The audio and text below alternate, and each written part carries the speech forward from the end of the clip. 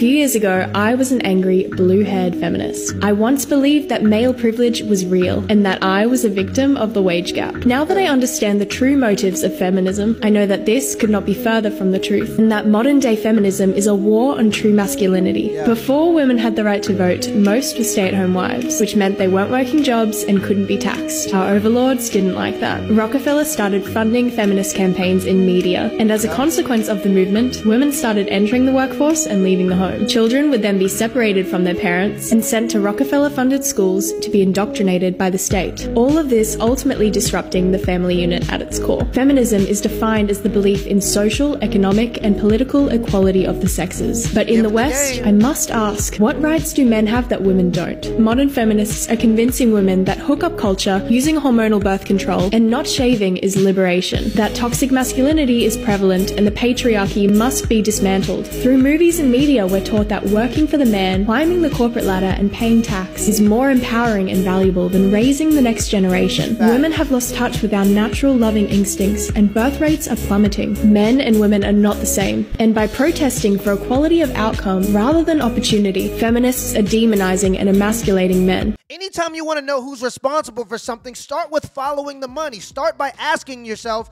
who benefits from that? When you push women into the workforce, you double it. And when you double the workforce, you double the amount of people that you can tax, and you also make labor cheaper because there are more people that are willing to work. Who benefits from that? Teaching women that slinging caramel macchiatos for some lifeless corporation is more important than taking care of your own family. Who benefits from that? Pushing women into the workforce, making it so that there's nobody home to cook a healthy meal. Now you gotta go eat fast food. Who benefits from that? The truth of the matter is, corporations have always influenced popular culture for the sake of long-term financial growth. Most people don't know this, but John D. Rockefeller was single-handedly responsible for prohibition. He funded organizations like the Anti-Saloon League to spread propaganda to go against alcohol. He did this because Rockefeller is an oligarch. He's in the business of slanging oil, and at one point, alcohol in the form of ethanol was a cleaner and more efficient fuel for cars than oil was. You know what you don't know is, alcohol prohibition was also because of John Rockefeller.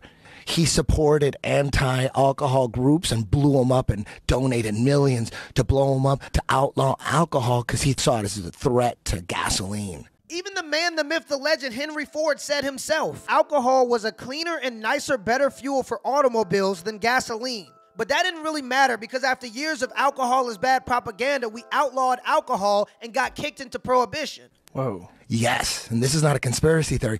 Alcohol prohibition was all backed by John D. Rockefeller. Whoa. It was a threat to gasoline? Yes, alcohol. Because they thought people were going to make like ethanol? He wanted to crush the ethanol business, right? But the way he did it is to create this hysteria with drink. Everyone has a drinking problem. Everyone's killing each other. And you know what ended up happening? Same thing. They outlawed alcohol. You couldn't drink alcohol. And some people may ask, well, what happened to the ethanol business? Turns out there was a law that passed that says you can still make ethanol for cars, but you have to put petroleum in it so people don't drink it. But they said, what about the alcohol for cars? And they wrote in the law that you could still make alcohol for cars, but you got to put petroleum in it so that people don't drink it. So it killed the business. So now they got to put oil in it if you want to sell it. And then it killed all. He killed everything. This man single-handedly killed the ethanol business by funding propaganda and influencing popular opinion. There's a woman by the name of Sue Browder who was a writer for Cosmopolitan magazine, the most influential magazine for women in the 90s, who said that she was paid to create propaganda. She openly talks about being paid to change female popular opinion by lying about facts, data, and statistics to promote a more Sex in the City lifestyle. I wrote for Cosmo for about 20 years, and then I immediately fell from grace and started writing lies for Cosmopolitan magazine. You have to understand a bit about how propaganda works. It's used not to sell just products, it's also used to sell ideas. The truth of the matter is, teaching women that they'll find more fulfillment in working than building a family is very profitable, and wherever there's profit, there's probably some propaganda. Like I said, there's more sinister implications here of why we're making manhood obsolete. When we're saying masculinity is wrong, this is backwards, you don't need a man. You can just have a baby without a man. You're starting to see that sort of programming happening with young women. when you're telling women to act like men. You should aspire to the things that men naturally might aspire to. When you remove the more natural feeling of men being providers and women being nurturers, which is a beautiful yin and yang that just works, right? So you're creating men to feel obsolete, and then women are complaining because men aren't being men. You know, it doesn't work that way, right? And not only that, then increasingly you're telling women to be the opposite of what I think men want. You complain about men, but are you being the type of a woman that a man would want, right? It's a self-perpetuating problem. And then you say that and they, oh my God, Candace is a horrible human being. And I'm looking at you going, I'm not a dude. I wouldn't date you. Exactly. Are you being the type of woman that a man will want? Because there are just too many women that are overvaluing their WAP. And I'm going to let y'all know a little secret. Every woman has one and every woman thinks it's the best. And yeah, it might get a man's attention, but it isn't going to keep a man's attention. And this is why you see so many women getting pumped and dumped. Skeeted and yeeted. Ejaculate and evacuate. Because women are dating men that are out of their caliber, and after they sleep with these women, they realize that this woman has nothing of value to offer. The only way you can be considered as valuable is if you offer other people value. Most women want a man that can comfortably take care of himself and a family. And not only do they want that, they want him to pay majority or all of the bills, and that makes sense to me. But if I'm a man and I go to work to pay all of the bills, then how does you going to work benefit the family? And these same women will complain about having to do majority of the housework. Well, if I'm paying majority of the bills, then you have to do majority of the housework. Oh, we gotta go to her phone. You got Snapchat? Yeah, she got Snapchat. Not really. Can we go to your phone? For what? It's for the interview. Come on, do you want to do the thing or not? Do you not want to play the game? I gotta go. So you don't want to play the game? What's the game? Tell me what the game is. You gotta check your phone and see if you're faithful. Right. We are like 40 years old. I mean, but you never. That's exactly why she don't want to do it. You see what's going on right now? She acting weird. Is that, huh? She's acting really weird right now. Cause he don't have no social media, so that's why it's one-sided. Nah, he gonna use everything that he can show you, and you have something that right. Y'all both have something y'all can show each other. He got messages. He don't got social media. You got social media. You know what I'm saying? So right. Oh my God, this is like really weird.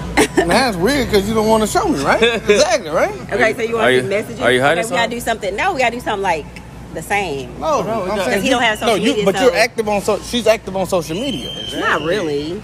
Well, let me see. We gotta do something that's the same. It's gotta be even. It's gotta be even. Yeah, it's gonna be. It's already been proven. Okay, so it's already been proven. Okay, so you do messages. No, he don't have nothing though. He don't have nothing though. I need to be on the same thing that she's doing, right? So that's what I'm saying. So it's gotta be even because he don't have social media. It's gonna be even. Since he don't have social media, we're gonna go check his messages. That's all we can check, right? Right. And then when you have something we can check as well. So it's gonna be both parties. Which is her social media, right? Yeah. That's because you communicate through social media. I communicate through messages. I'm like 40. Well, let's see. But it's not even. No. It is even. It's not even though. Listen, this is gotta be even. Listen, this is the reason why it's even. I communicate via messages. Yeah. Okay, she communicates via social media. I communicate through got to hold your messages phone. But you also communicate more so via social media. But it's still not even. That's what makes it even. No, it's gotta be What's the most way that you communicate via social media? I like the most way I communicate. The most way I communicate. That means you don't want to do. I'm sorry for messing up your interview. Because clearly, y'all think so? It's gotta be even, right? It's all even. What is even? Think about this. What is even? Whatever you do the most, which is our message. She social media the most. So no, I look don't. At social media. Like social media. Yeah, exactly. That's what makes it even. You make it sound like you hiding something. You don't do messages. That's like low for you. That's like low key for you. How many unread messages you got right now on your phone? Look at all this. That ain't been read. That ain't been read. That ain't been read. That ain't been read. That ain't been read. This is going all the way back because you don't even read messages because you don't care about messages. But let's go through social media. Let's go to social media. It's not even. Exactly. That's what I thought. You see that, right? It's not even. It don't. It's not even. I'm giving you my best I got to offer. It's not even. Come on, man. You act like you hiding something. No, I'm not. It's not even. You like she hiding something. It's no doubt in my mind she's hiding something. Hiding what? It's good. I don't know. This lady is full to the brim with shit. She has the whole I'm bullshitting package. She has the nervous laugh and smile. She has her hand ready so that if any moment he clicks that Instagram app, she can snatch the phone. And as soon as she gets the phone back, she hides it by putting it in her purse. And the sad part is, this man probably built most of his relationships before the internet, so he has absolutely no clue how many men are DMing his wife every single day. And that's fine, because if you have a pretty wife or girlfriend, anytime you leave, other men are gonna try to hit on her. It's not even about that. It's about if she responds in a way that's respectful to her relationship. The only problem is, by the time they get through the whole argument and he gets a chance to finally look at the phone, she's gonna probably have already deleted all the messages. If you got a woman and she's that confrontational about you checking her social media, you already know. She belongs to the streets. Till next time.